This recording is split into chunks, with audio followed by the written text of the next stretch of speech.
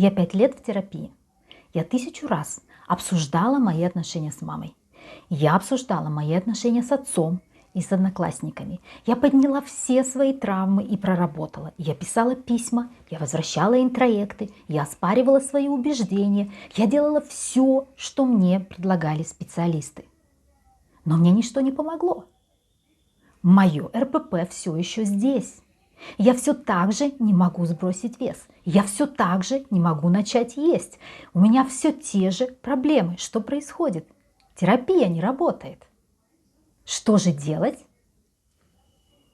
Сегодня рассказываю, что делать. Что делать, если ничто не помогает?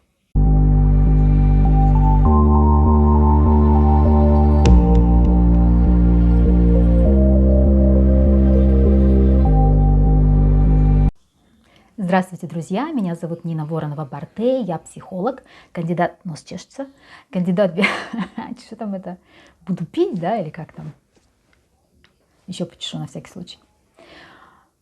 Кандидат биологических наук, и вы на моем канале, где я рассказываю о расстройствах пищевого поведения, о том, как с ними жить, как с ними справляться, как выздоравливать.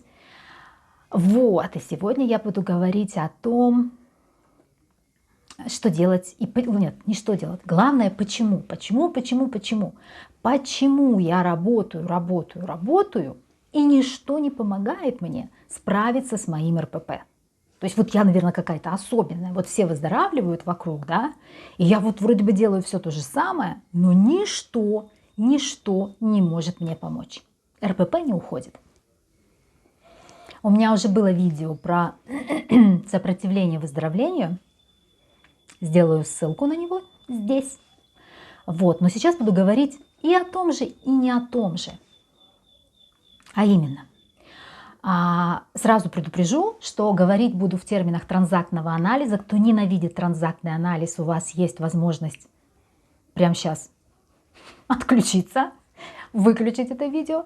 А кто, в принципе, не против, тех я прошу подписываться, ставить лайки и комментировать, и помогать моему каналу продвинуться любыми способами, которые у вас есть и которые вам доступны, для того, чтобы больше людей с расстройством пищевого поведения находили эти видео, и, может быть, они будут для них полезны. Так вот, в соответствии с теорией, главное влияние, которое оказывает травма на психику, это то, что травма вызывает ее расщепление. А именно, травма вызывает расщепление психики на здоровую часть и травмированную часть. У вас не возникает раздвоение личности, у вас просто есть как бы вот разные части. Я когда-то говорила о взрослой части, родительской части и детской части, и вот это как раз про то же самое. Ваша детская часть расщепляется, сейчас с другого конца зайду, вы рождаетесь как здоровый, счастливый или радостный ребенок. В разных подходах, в разных школах называют по-разному этого ребенка. Либо здоровый ребенок, либо счастливый ребенок. Это вот то, какими вы были изначально, какими вы были бы, если бы никаких травм не произошло. Там только ваши мысли, там только ваши чувства, там ваши собственные ценности, там вот вы настоящий. А потом происходит травма. Травма, она потому и травма, что возникает болезненный участок. Происходит что-то, что этот ребенок не может вынести, что-то слишком для него. Он узнает или переживает что-то настолько болезненное, что он вынужден как-то защититься, чтобы перестать это чувствовать. Вот знаете, есть такое понятие, как болевой шок. Это когда боль настолько сильная, что человек перестает ее чувствовать. Потому что, то есть это невозможно чувствовать. Болевой шок ужасно опасен, потому что за этим обычно следует быстрое ухудшение состояния, смерть и все такое прочее.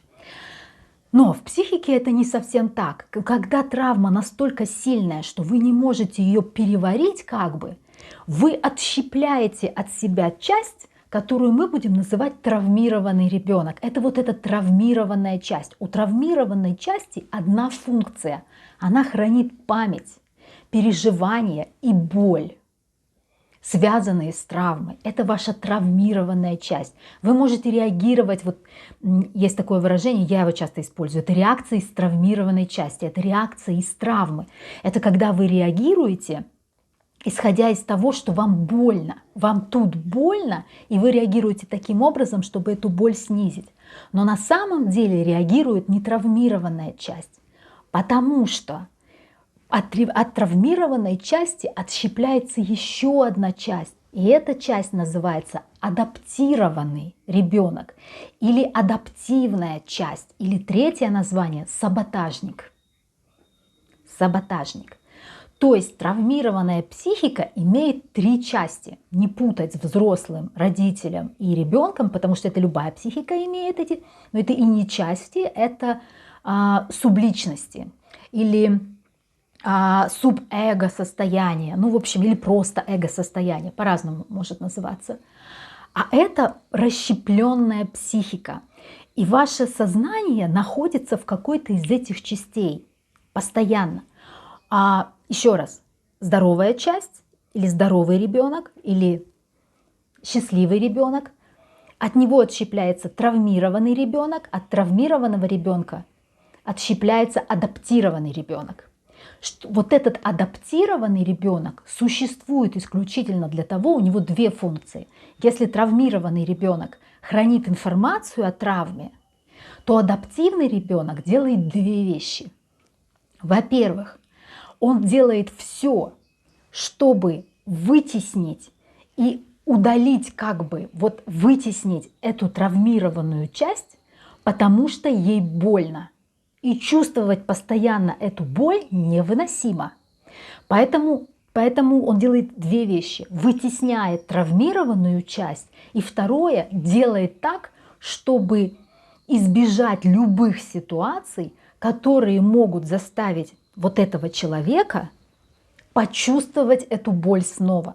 Как только начинает пахнуть чем-то таким похожим на повторение травмы, чем-то напоминающим травму, отдаленно напоминающим травму, у вот этого адаптивного ребенка у него есть механизмы, есть защиты, он делает что-то, чтобы этого опыта столкновения с этой травмой новой, которая приведет к тому, что активизируется актуализируется та травма, он тут же начинает принимать упреждающие меры. Он действует на опережение, он не позволяет нам почувствовать эту травму. Казалось бы, молодец, молодец, все делает правильно.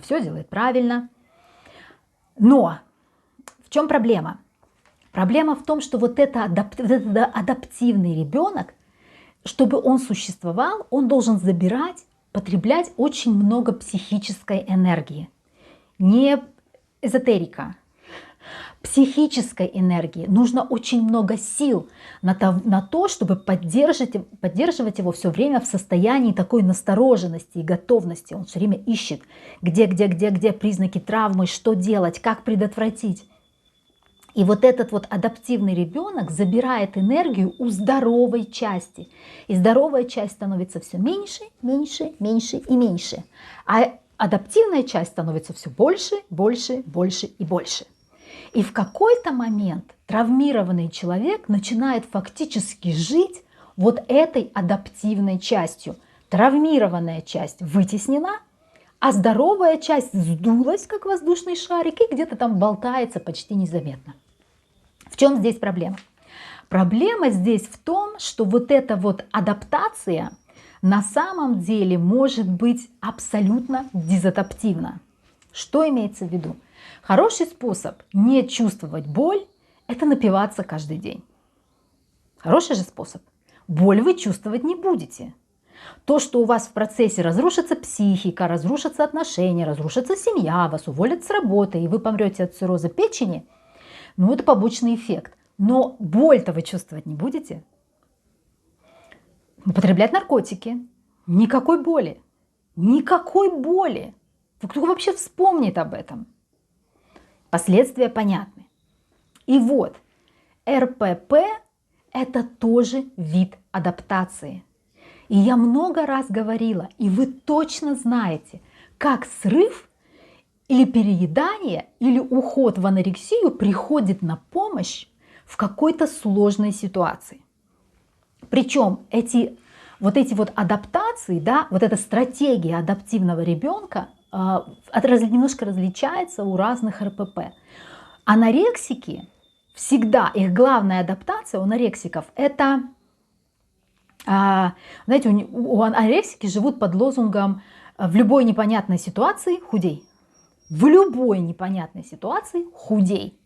Что бы ни произошло, что бы ни поколебало вообще тишь да гладь, царящую вокруг них, первая мысль, которая появляется у анорексика – надо начать худеть. Надо начать худеть. Напряжение в школе – надо начать худеть. Проблемы на работе – надо начать худеть. Парень на меня не так посмотрел – надо начать худеть. Меня не позвали на вечеринку мои друзья – надо начать худеть. В любой ситуации. Потому что, как я всегда говорила, у анорексиков главная травма – это травма отвержения. То есть где только запахло хотя бы возможностью какого-то отвержения, надо начать худеть. В чем смысл? Я худею, я занимаюсь этим, мне некогда думать обо всем остальном, это все не важно, у меня есть дела поважнее, вот похудею и потом. И у компульсивного переедания у них другая стратегия. Они начинают есть, если что-то идет не так. Неудовлетворенность, фрустрация, проблемы, нелюбовь, страхи, тревога – ешь. Они едят и становятся больше, сильнее и массивнее, потому что главная травма людей с компульсивным перееданием – это насилие. Чем больше я стану, в чем адаптация, чем больше я стану, тем труднее меня будет обидеть и причинить мне боль. У булимиков главная адаптация – это борьба. Они борются. Они в любой непонятной ситуации начинают самосовершенствоваться, бороться, преодолевать, доказывать. И таким образом, опять же, они как бы убегают от этой травмы, от ее осознания, от ее признания вот в эту борьбу. И это их адаптация, это их способ справляться. Особенности адаптации состоят в том, что вы не можете остановиться. Вы не можете. Потому что если вы в каждой непонятной ситуации худеете, то очевидно, что непонятные ситуации будут происходить. Кто-то будет на вас не так смотреть, кто-то будет что-то не то вам говорить, отвечать не тем тоном, оценки не всегда будут идеальные, и вам все время нужно будет худеть. Все время. Вы не сможете остановиться. Вот эта идея о том, что я похудею там до 45 и остановлюсь, и дальше буду есть нормально, нет. А кто будет защищать вас от ваших травм? А как вы будете поддерживать вот эту изоляцию? Как вы будете справляться? Нет, вы будете продолжать худеть. Неважно, планировали вы это или не планировали. Потому что у адаптивного ребенка, у этого саботажника, у него своя задача. И он ее выполняет. И он огромный, он занимает все пространство, он руководит вашей жизнью. И также это происходит у булимиков. Они не могут просто перестать рвать. Они не могут. Потому что они 1000 раз понимают, что это плохо, но они не могут. Потому что, а как они будут справляться с трудностями? Это их способ адаптации. Как вы можете забрать у человека способ адаптации? И что ему делать после этого? Интересно, что вообще вот эта травмированная часть и здоровая часть, они хотят, чтобы им помогли, они хотят в терапию, они хотят выздороветь. Саботажник, он же адаптивный ребенок, в терапию не хочет. Вот совсем. У булимиков саботажная часть, адаптивная часть намного меньше, чем травмированная часть. Булимики обычно осознают свои травмы более или менее хорошо. Анорексики вообще ничего не осознают, как правило, они все отрицают. Компульсивное переедание склонны оправдывать своих близких, оправдывать тех, кто причинил им зло. они не чувствуют как бы ни обиды, ни агрессии, они ее так тоже вытесняют. Это их способ справляться, это их адаптация. А булимики обычно более-менее трезво на это смотрят, и поэтому у булимиков травмированная часть больше, чем адаптивная. И булимики обычно мотивированы на терапию, на работу, на выздоровление. У анорексиков и у компульсивного переедания адаптивная часть больше. Поэтому они меньше всего мотивированы на работу, на какую-то с собой. Анорексики прям, как правило, вообще не мотивированы. Им эта анорексия должна быть уже вот здесь, чтобы анорексик захотел с ней что-то сделать. Уже прям вот, ну все, я уже просто так вообще больше не могу. Вот все уже, я просто так уже не хочу, я так устала от этого. Вот тогда, да, тогда они могут пойти в терапию. Так вот, а что я говорила такое? Я что-то говорила умное. Так вот,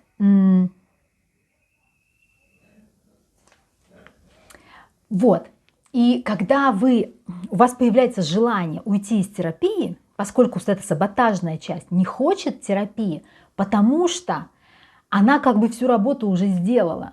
Она уже все вытеснила, она уже все подчинила, она как-то уже существует, она обеспечила какое-то функционирование. Ей вот это все, чтобы вот это вы все ломали в терапии, ей это не надо. И вот именно саботажная часть принимает решение уйти из терапии. Особенно в тот момент, когда появились первые успехи. Она такая: о-о, нет. И человек просто не появляется на следующей сессии. Или включается обесценивание терапевта. Что-то мне плохо помогает. Ну да, что-то изменилось, ну как-то мало. Сколько можно? Я уже 3 месяца хожу. Я что-то пока как рвала, так и рву. Или там как не худела, так и еще до сих пор и не похудела. Или появляется такой скепсис, типа, ну, вот эти техники, которые вы делаете, вот это все, вот это вот, я сейчас сижу, что-то воображаю, ну это же бред. Ну как это может работать? Ну это же несерьезно, правда? Ну это какая-то фигня. Я, конечно, это сделаю, раз вы настаиваете, но оно не сработает. Или вот это у людей с компульсивным перееданием, они это прям обожают. Они говорят: мне ничто не помогает. Я все пробовала. Я вообще пью одну воду, а вес растет. Ну вот так вот у меня. Ну вот у всех закон сохранения массы и энергии работает, а у меня не работает. Я поправляюсь от всего. Я 500 калорий в сутки ем и поправляюсь. Ну что я врать буду? Ну это так, боже мой, я с этим 30 лет живу. Мне ничто не поможет. Мне ничто, ну нет способа. Ну просто нет способа. Но при этом приходит на терапию. Вроде как помощь-то нужна, но в то же самое время я убеждена, что помощь невозможна. Это саботажник. Это адаптивная часть, говорит в этот момент в вас. То есть, когда вы травмированы, когда у вас РПП, нужно очень хорошо понимать, что в вашей психике существует некая часть, которая целенаправленно работает против вас. Она работает целенаправленно против выздоровления, против того, чтобы вы могли с этими травмами встретиться, против того, чтобы вы выздоровели, против того, чтобы вы начали есть или начали худеть, или перестали рвать. Часть вашей психики, иногда очень большая, против того, чтобы вы избавлялись от РПП. Против.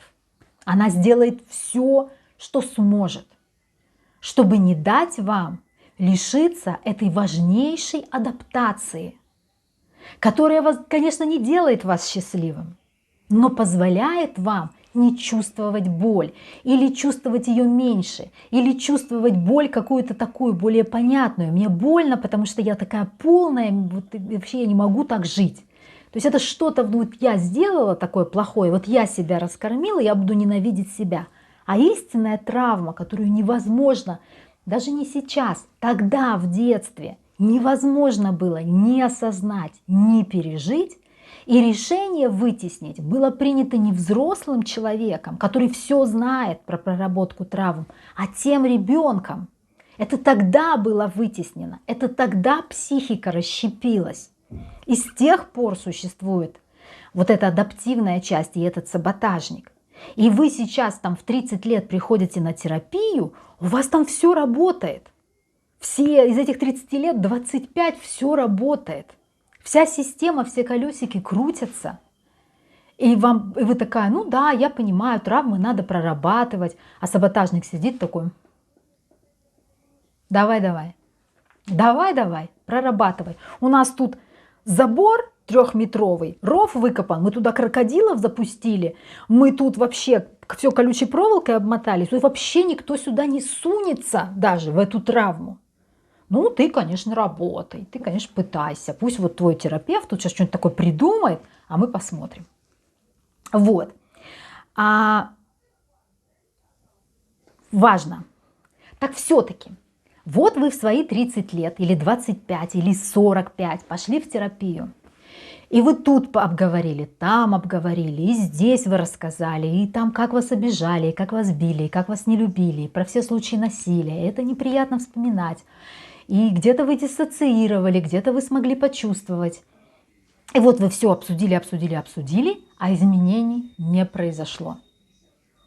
И человек теряет веру в этот момент. Он говорит, ну вот же, ну все. Он приходит к следующему психологу, говорит, слушайте, я это уже 1000 раз делала, я все знаю, я не могу уже опять в 100-й раз рассказывать, как там мама меня не обнимала. Ну это невозможно, не помогает. Не влияет ни на что.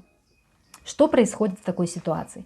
В такой ситуации происходит то, что ваш саботажник никуда не делся.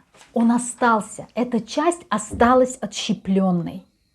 То есть сохранилось расщепление. И этот саботажник по-прежнему работает. Он выполняет свое дело, выполняет свою задачу. Вы рассказали про травмы.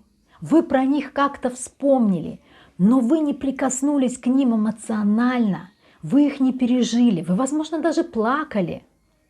Вам, возможно, было больно, скорее всего, вам было больно.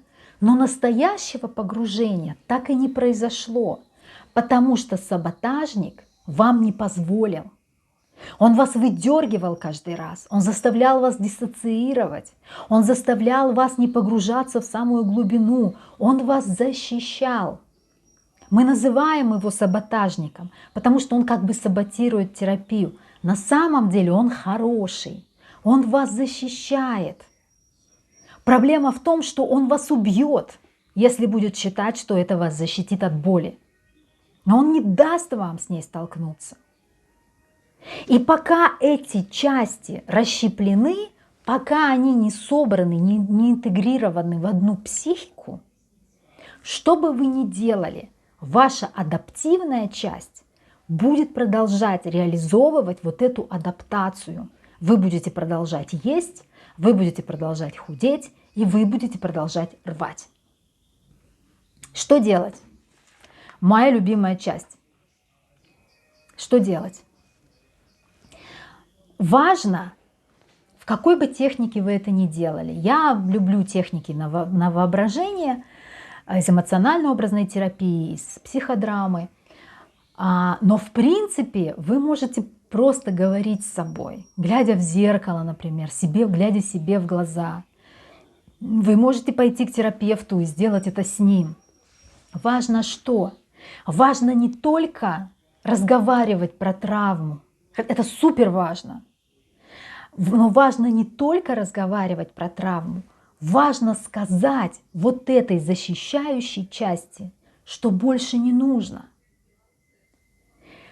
Ты больше не должен меня защищать, мне больше не нужно. И спасибо тебе за то, что ты защищал меня столько лет, но мне это больше не нужно. Я больше не буду вытеснять ту часть. Тебе больше не нужно делать свою работу. Я готова с ней встретиться, я готова признать правду, я готова прожить это. Тебе не нужно спасать меня больше. И все эти части должны в итоге соединиться и слиться назад в эту здоровую часть. Расщепление должно исчезнуть, должна произойти интеграция. Это сложный процесс. Это легче сказать, чем сделать. Но есть техники, но они тоже, знаете, где-то сработают, где-то не сработают. Кому-то зайдут, кому-то не зайдут. Но смысл именно в этом.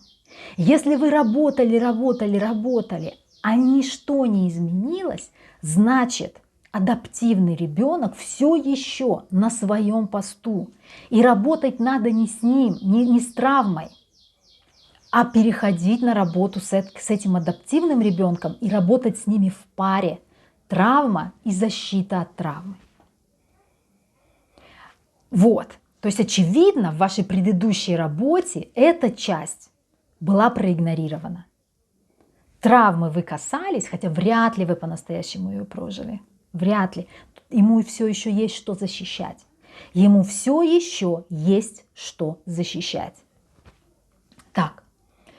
Какой-то внятный должен быть совет в финале. Рекомендация какая-то, точнее, должна быть внятная. Короче говоря, если ничто не срабатывает, значит, есть сопротивление. Что-то не дает вам это сделать. И это что-то у вас в голове. Не где-то там. Это не то, что закон сохранения массы, энергии, как там, да, не действует на вас. Вещества и энергия, не суть. Не помню. Это что-то у вас в голове, что все ваши попытки прерывает. Вот не получается. Вот ты тут попробовала, и там попробовала. Все равно все то же самое. И тогда Бог с ней, с травмой. Разбирайтесь с тем, почему мне нельзя выздоравливать. Почему надо, чтобы все оставалось так, как есть? Что мне это дает? От чего это меня защищает? Если этого не будет, с чем я столкнусь? И тогда будет понятней. Вот, собственно, и все, что я хотела рассказать сегодня про расщепление психики и о том, почему ничто не срабатывает при терапии РПП. Все, собственно, подписывайтесь на мои социальные сети, ссылки на них, как всегда, в описании к этому видео. Подписывайтесь на мой телеграм-канал, ищите меня через соцсети. И все, пока.